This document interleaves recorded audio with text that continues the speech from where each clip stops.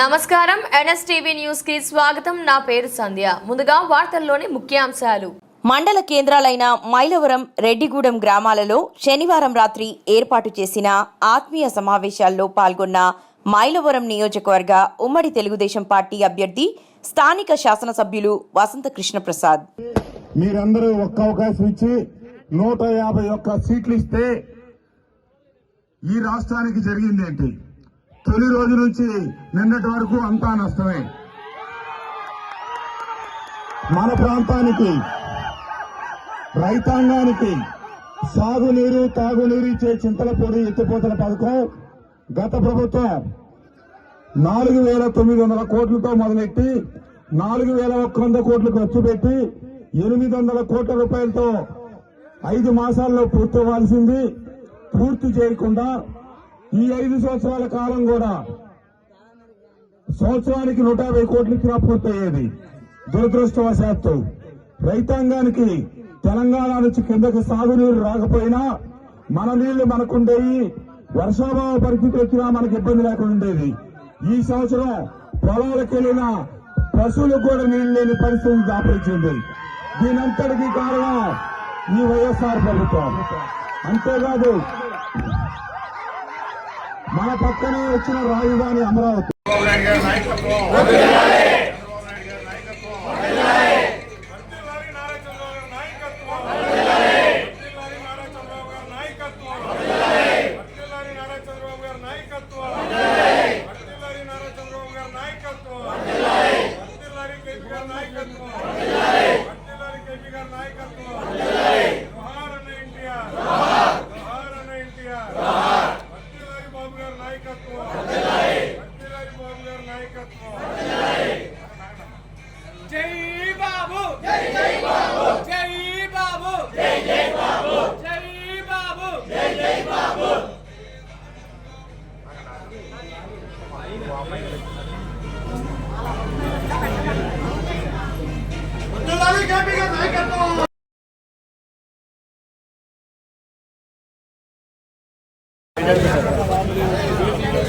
మాజీ ముఖ్యమంత్రి సృష్టికర్త, నవ్యాంధ్ర రూపశిల్పి, అమరావతి రూపశిల్పి శ్రీ నారా చంద్రబాబు నాయుడు గారి యొక్క 74వ జన్మదిన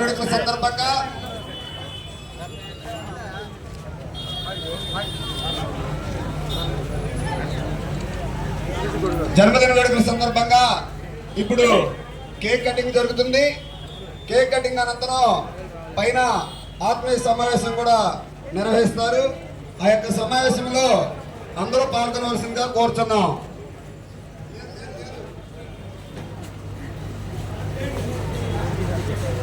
దయచేసి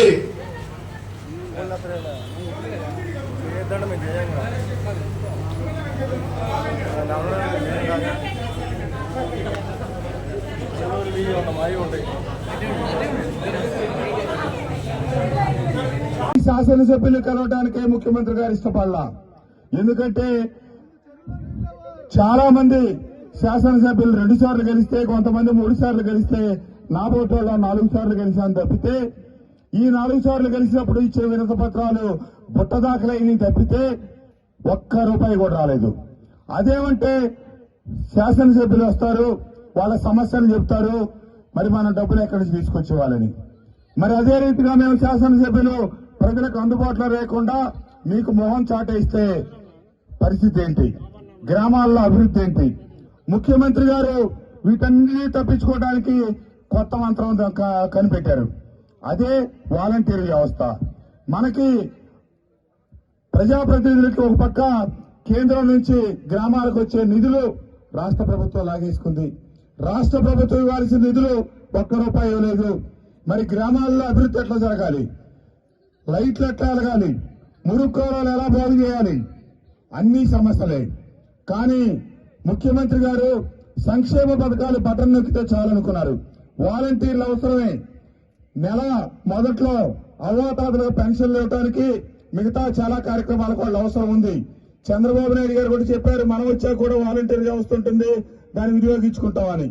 కానీ ప్రజాప్రతినిధుల్ని ప్రజాస్వామ్య దేశంలో ప్రజలు ఎన్నుకున్న ప్రతినిధులను పక్కన పెట్టి కేవలం వాలంటీర్ వ్యవస్థ మీదే ఆధారపడి పరిపాలన సాగించడం దురదృష్టకరం. ఎన్నికలైన తర్వాత మన ప్రాంతానికి జరుగుతున్న అభివృద్ధిని ఆపి 3 రాజధానులు అని చెప్పి వైజాగ్కి కర్నూలుకి తరలించారు. మన ప్రాంతానికి వచ్చిన అభివృద్ధి, మన ప్రాంతానికి రావాల్సిన ప్రాజెక్టులు ఆపినప్పుడు మనం ఎందుకు ఓట్లేయాలని నన్ను ముఖ్యమంత్రి గారు పిలిచి చెప్పారు, నువ్వే అభ్యర్థి అని. కానీ ఈ ప్రాంతం నేను శాసనసభ్యుడైన తొలి రోజు నుంచి చివరి రోజు దాకా ఇచ్చిన వినతి పత్రాలన్నీ ఈ ప్రాంత అభివృద్ధి కోసం ఇచ్చినాయి. దురదృష్టవశాత్తు నేను శాసనసభ్యుడిగా 5 సంవత్సరాల్లో ముఖ్యమంత్రి గారికి ఇచ్చిన ఏ ఒక్క వినతి పత్రం మీద కూడా ముఖ్యమంత్రి గారి సంతకం పెట్టాలి తప్పితే ఈ నియోజకవర్గానికి ఒక్క రూపాయి కూడా నిధులు విడుదల కాలేదు. మీరందరూ ఒక్క అవకాశం ఇచ్చి 151 సీట్లు ఇస్తే ఈ రాష్ట్రానికి జరిగింది ఏంటి? తొలి రోజు నుంచి నిన్నటి వరకు అంతా నష్టమే. మన ప్రాంతానికి, రైతాంగానికి సాగునీరు, తాగునీరు ఇచ్చే చింతలపూడి ఎత్తిపోతల పథకం గత ప్రభుత్వం 4,900 కోట్లతో మొదలెట్టి 4,100 కోట్లు ఖర్చు పెట్టి 800 కోట్ల రూపాయలతో 5 మాసాల్లో పూర్తవ్వాల్సింది పూర్తి చేయకుండా ఈ 5 సంవత్సరాల కాలం కూడా సంవత్సరానికి 150 కోట్లు ఇచ్చినా పూర్తయ్యేది.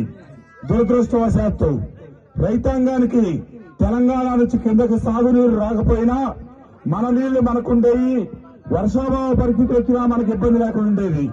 ఈ సంవత్సరం పొలాలకు వెళ్లిన పశువులకు కూడా నీళ్లు లేని పరిస్థితి దాపరించింది. దీనంతటికీ కారణం ఈ వైఎస్ఆర్ ప్రభుత్వం. అంతేకాదు మన పక్కనే వచ్చిన రాజధాని అమరావతి.